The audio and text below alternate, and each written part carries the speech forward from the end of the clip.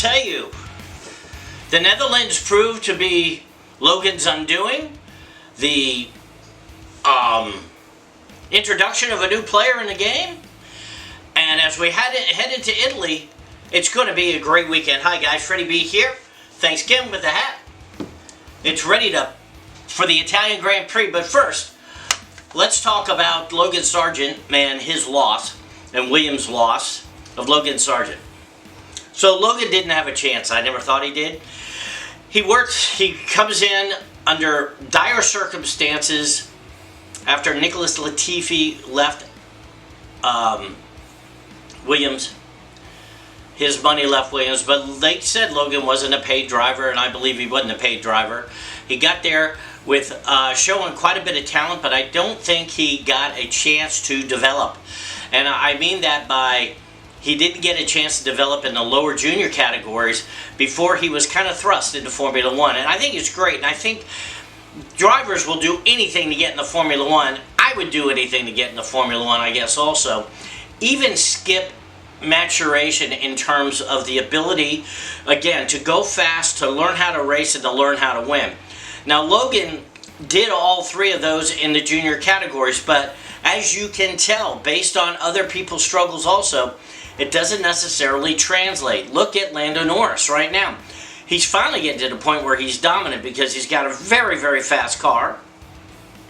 And he's learned to race side by side. Now he's learning how to win to the point where he's got 2 wins this season. And the last win was decisive.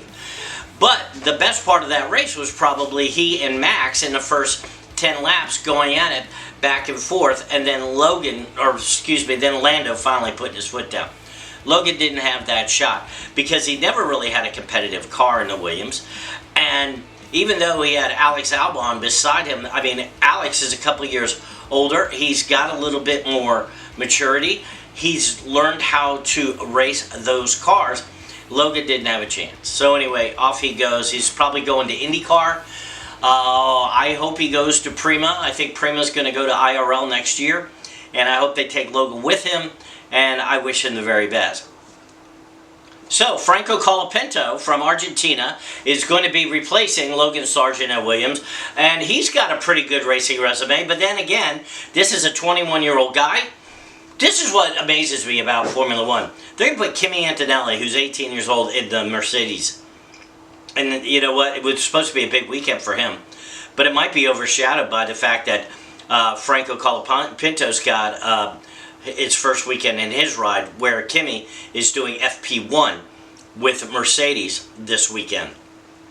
So what was supposed to be a big out for Kimi and Antonelli, and it probably still will, because I'm pretty sure Mercedes is going to announce the signing of him for the weekend for Mercedes for next year to race alongside George Russell.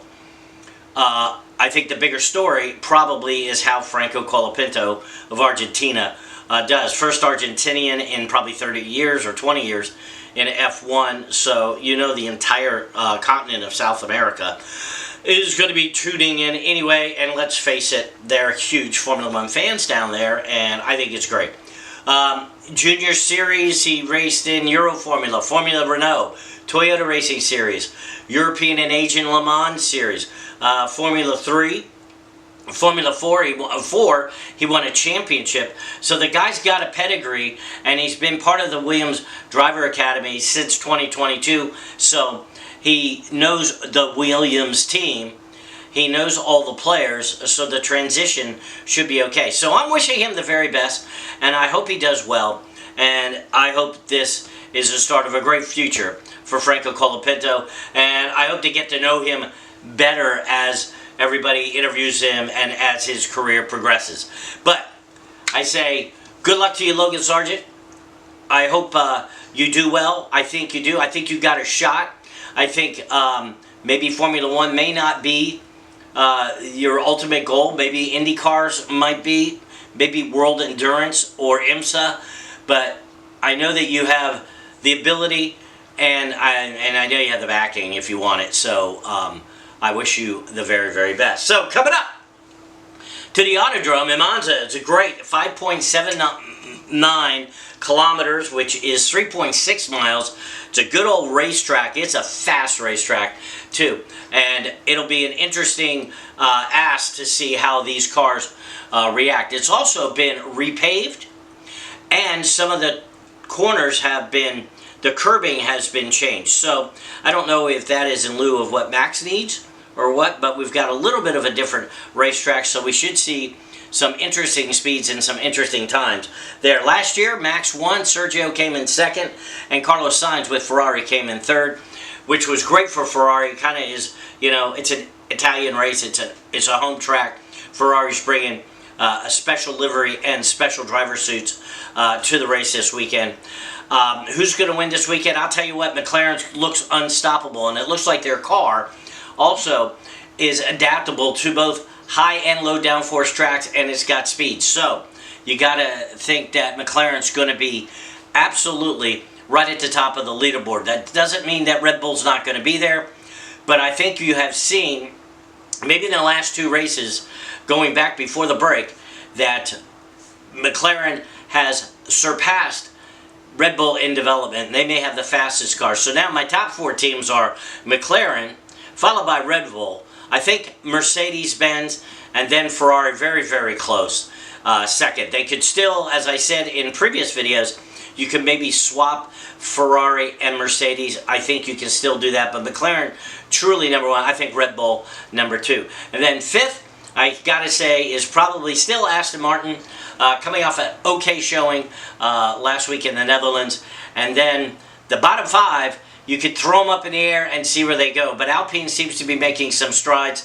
Williams, we don't know, but their new upgrades did show some promise with Albon. So that's pretty cool, even though they did get a penalty. But it was 3 millimeters, which is tiny. But the rules is the rules. So we will see how they do coming up to this track. You know, they usually, on the pointy bits, they're really pretty fast. They just have downforce.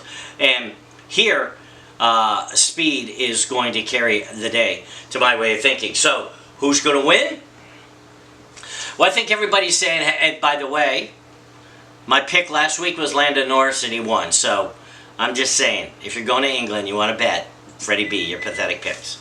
So now we're on to Monza. It's 11 corners. It's very, very quick. It's a wide open course, 5.79 kilometers, 3.6 miles. It is a speed course. We'll have an opportunity to see if their upgrades that they did last week that they wrecked actually work, because Williams has always been pretty quick. It's they lack some downforce, so you know you got to balance these cars a bit. So who's going to win? Last year, again, as I said, Max was first, Sergio second, Carlos Sainz third, followed by Leclerc, and then Russell and Hamilton. McLaren was eighth, way back last year, and Lando finished eighth, and he was 45 seconds behind Max. So it's going to be very interesting to see just if McLaren is dominant here at Monza. If that was a fluke at the Dutch Grand Prix, I think they won't be as dominant. I don't think they'll be as dominant as they were last week, but it's going to be a very interesting race. It's a good benchmark. Remember, I did pick Lando to win that race, and he did. So who's going to win this one? Well, it's going to be a tight race. It's going to be the fastest car. It'll be interesting. I think whoever gets in the first, it'll come out of the first four starters. And so there, I think the fight for the pole is going to be huge.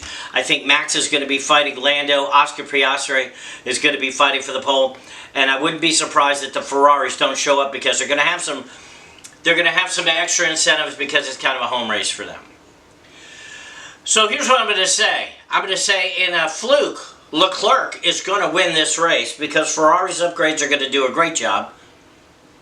Followed by Oscar Piastri, Lando Norris, and then maybe Hamilton in fourth. And I don't see Max maybe in fifth, and that's about it.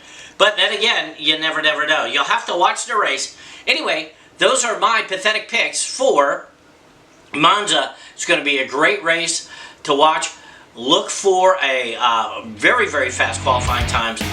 Faster than last year, maybe by a full second and a half, because of the reconfiguring of the track and a new asphalt surface. Going to have lots and lots of grip.